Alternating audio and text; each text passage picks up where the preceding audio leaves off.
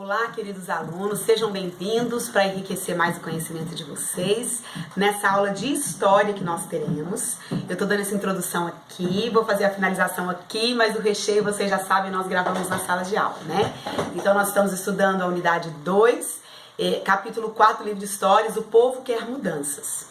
O povo quer mudanças, queremos nossos direitos.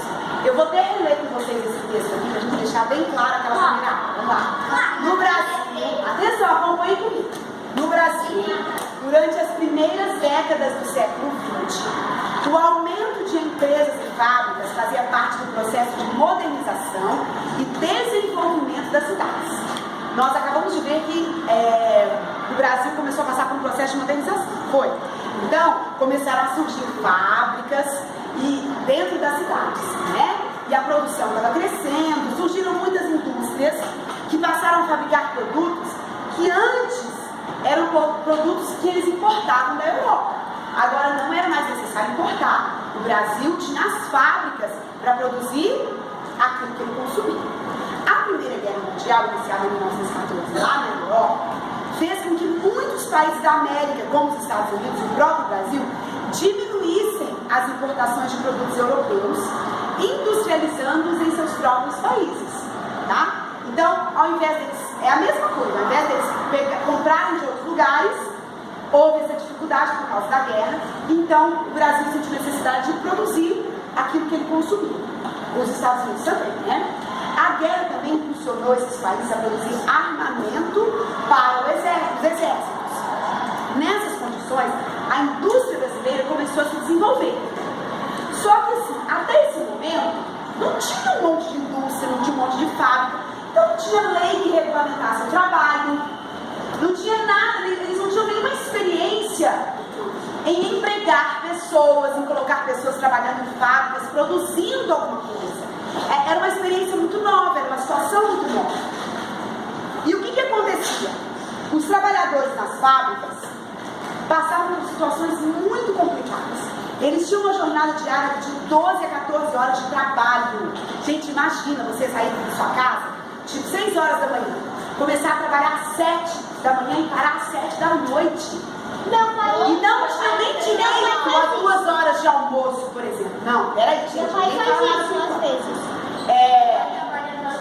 Os salários eram muito baixos. Eles também trabalhavam aos sábados e aos domingos. E as crianças também participavam do trabalho pesado. Se alguém ficasse doente e precisasse faltar, ou sofresse algum acidente, a pessoa não recebia o salário dela por causa da falta. Por causa de um dia não recebeu o salário do mês? Não, é que às vezes a pessoa precisava faltar mais de um dia. Né? Que nem hoje. Se uma pessoa ficar doente, ela pode encostar pelo INSS, não tinha nada disso. Não tinha INSS, não tinha, tem que ser 8 horas de trabalho, se passa nesse horário, tem hora extra, férias, uma folga por semana, nada disso. Era só trabalhar, só trabalhar, só trabalhar. Até mesmo castigos físicos eram aplicados com o objetivo de manter a disciplina dentro da indústria. Então o povo era quase escravo, né? Para os patrões ficarem ricos, para eles enriquecerem, o povo trabalhava, dia e noite sem parar.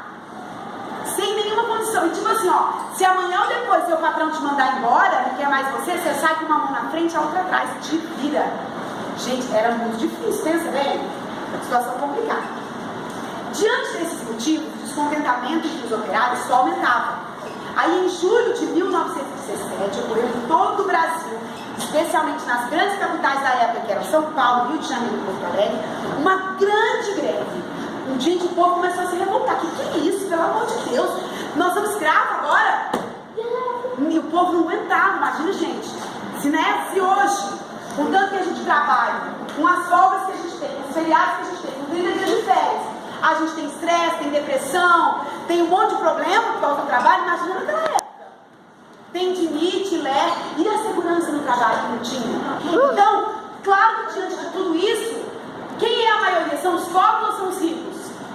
Pobres. Os pobres, a maioria são os patrões ou os empregados?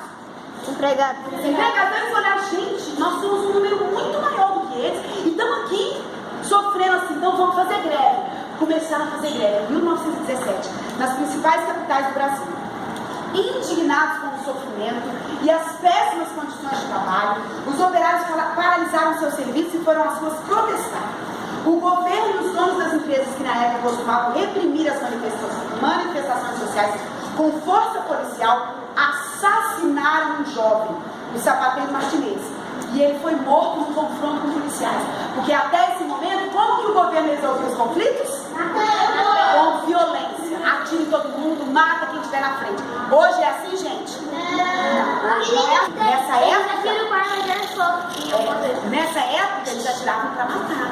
E um homem morreu numa dessas manifestações. E aqui no livro de vocês tem até o funeral desse homem, que foi em 11 de julho de 1917. Muitos trabalhadores se reivindicaram, exigindo melhores condições de trabalho. Gente, quando precisar haver uma mudança que envolve muitas pessoas e todo um sistema, a mudança não acontece depois de uma manifestação. A mudança começou a acontecer aqui. Porque até então ninguém falava nada, então tá tudo bem, tá dando tudo certo. Não, mas eles começaram a gritar, socorro, me ajuda. Não dá, desse jeito não dá. E aí, aqui está falando você sabia, dia 1º de maio é uma data internacionalmente comemorada como o Dia do Trabalho. Nós estamos prestes no feriado do dia 1º de maio, de segunda-feira, vai ser do dia 1º de maio. Não nessa, na outra? Sem ser nessa, agora na outra. Ela foi criada na Europa em 1889, viu? Olha só, presta atenção. Essas manifestações ocorreram em que ano? 1817. Isso. Mas o Dia do Trabalho já era comemorado na Europa desde quando? 1989. Já 20 anos praticamente antes. Daí o povo Já na Europa já tinha conscientização, no Brasil ainda não. Porque o Brasil estava passando por processo de modernização, tá? No Brasil tornou-se feriado nacional somente em 1925, a partir de uma lei criada pelo presidente Arthur Bernardes. Então, olha, não foi em 1917 que começou.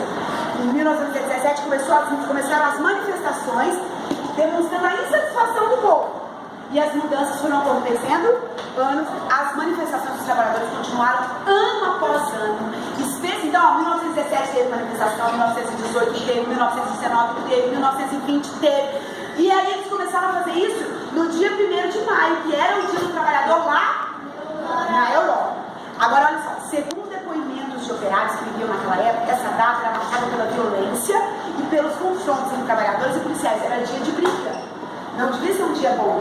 Nada fácil, mas eu vou dizer para vocês uma coisa. Se eles não tivessem feito isso lá naquela época, lá atrás, manifestavam, demonstravam a sua indignação com a situação, hoje a gente teria as melhores condições de trabalho que a gente tem? Não teríamos. Essa luta tinha que começar, alguém tinha que começar. E foram eles, ainda bem. Nós só colhemos os frutos daquela luta. Tá? É claro que não precisa ser com violência, né, gente? É claro que hoje as manifestações, a gente vê que elas são mais pacíficas. Agora, a situação foi melhorar mesmo. Lá em 1930, com o governo do presidente Getúlio Vargas. Agora, na página 33. Aí as mulheres também entraram em cena para reivindicar os seus direitos, tá? Muito bem, no meio desse cenário de lutas, de reivindicações trabalhistas, de mudanças, né? Porque toda essa manifestação requeria algumas mudanças para o povo que estava trabalhando naquela época. As mulheres também começaram a se manifestar.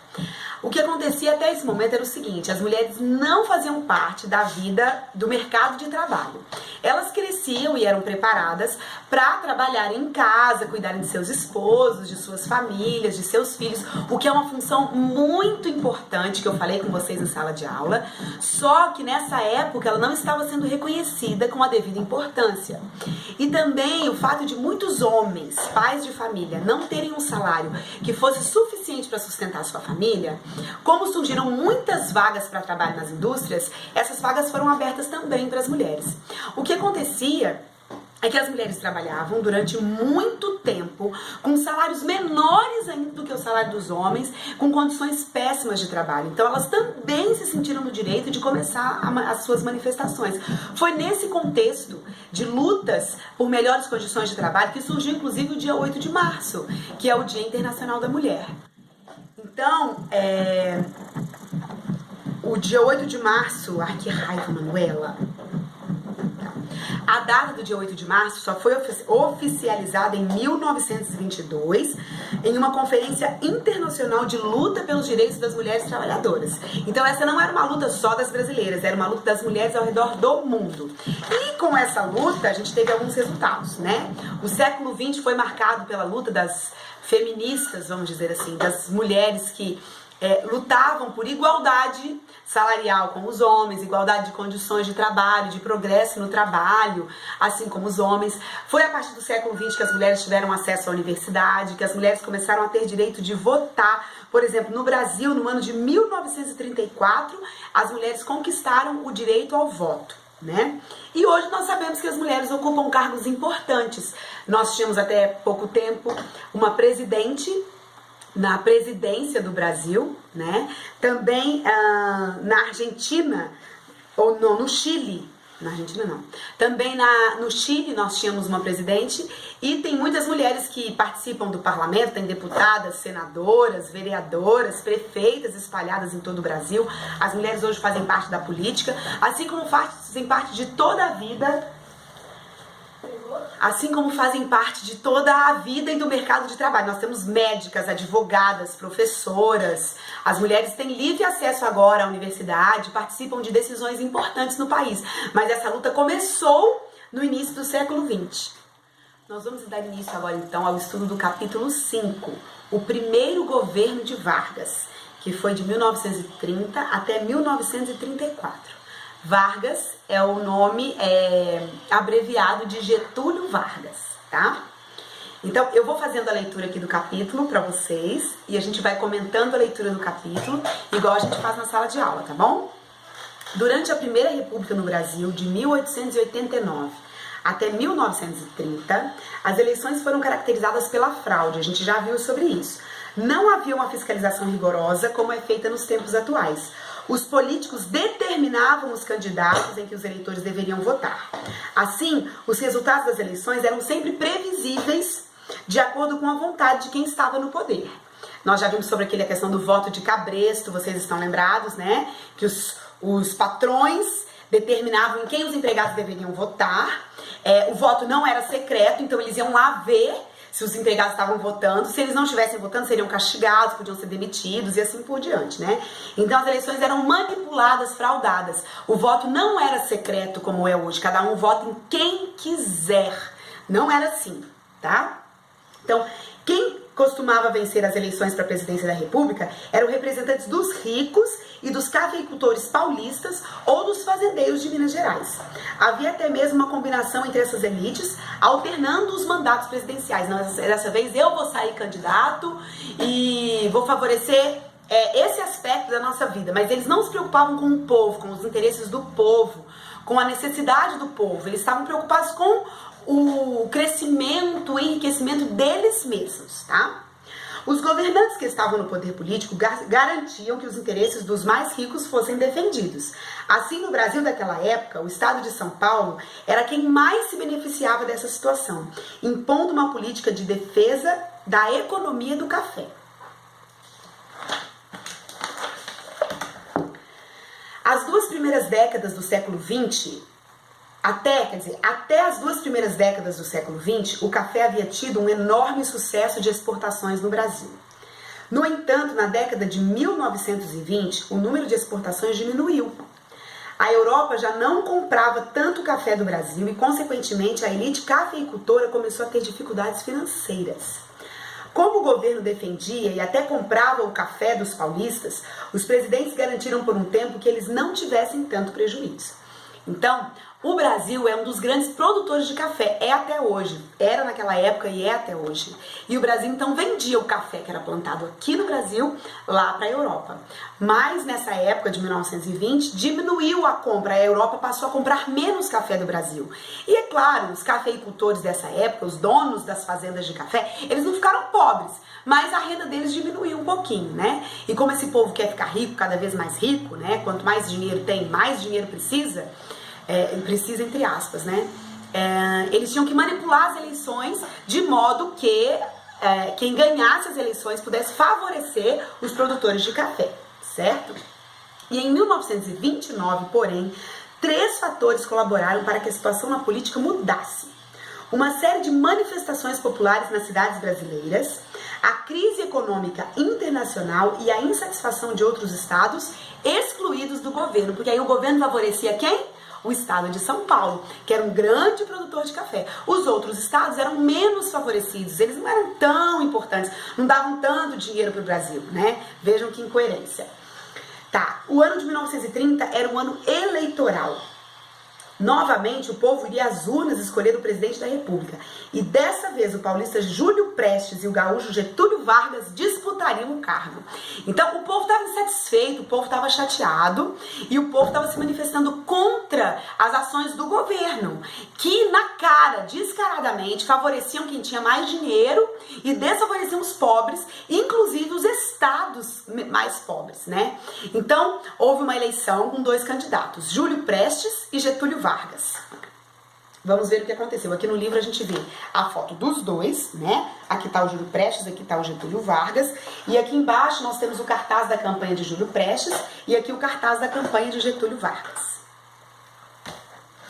Muito bem, aqui no Você Sabia, no livro, tá falando uma coisa que a gente já viu, que a gente já estudou, que até já caiu em prova, sobre o voto, como era o voto naquela época, né? Que eu já falei pra vocês, olha só.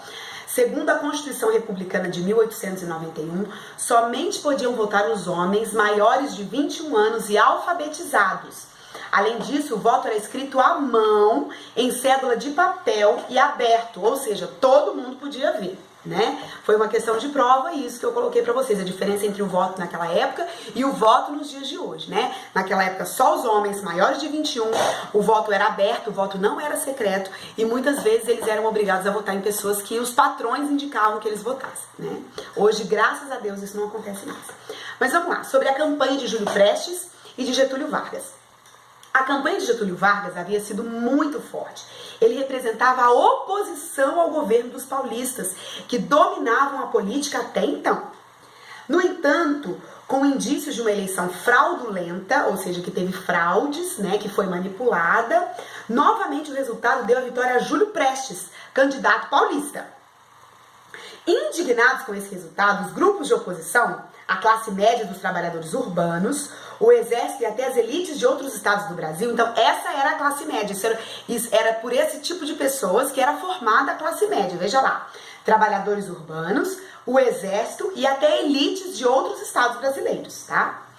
Liderados por Getúlio Vargas, deram um golpe e impediram que Prestes se tornasse o presidente.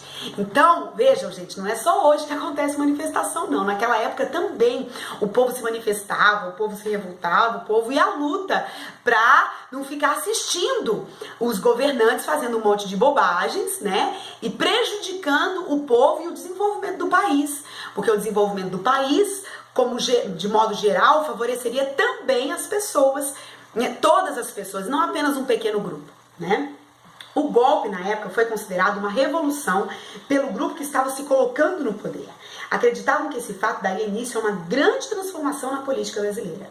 Getúlio Vargas se tornou presidente do Brasil em 1930 e sairia do governo só em 1945. Começa, então, a Era Vargas.